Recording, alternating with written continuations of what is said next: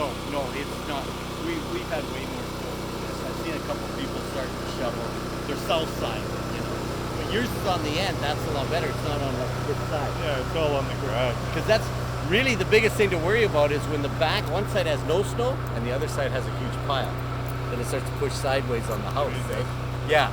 Yeah. There was a guy in cable car years ago. He built the house and it was all done. All the walls were done on the outside. It snowed like this. He hired a bunch of kids to clean off the roof. They cleaned off one side. The whole house was Oh, so how are you gonna clean your roof? Oh, you don't. No? But if it was to rain and rain and rain, but then it would wash it with food. You know? I have meat cakes all the way through there. Oh, do you on the bottom?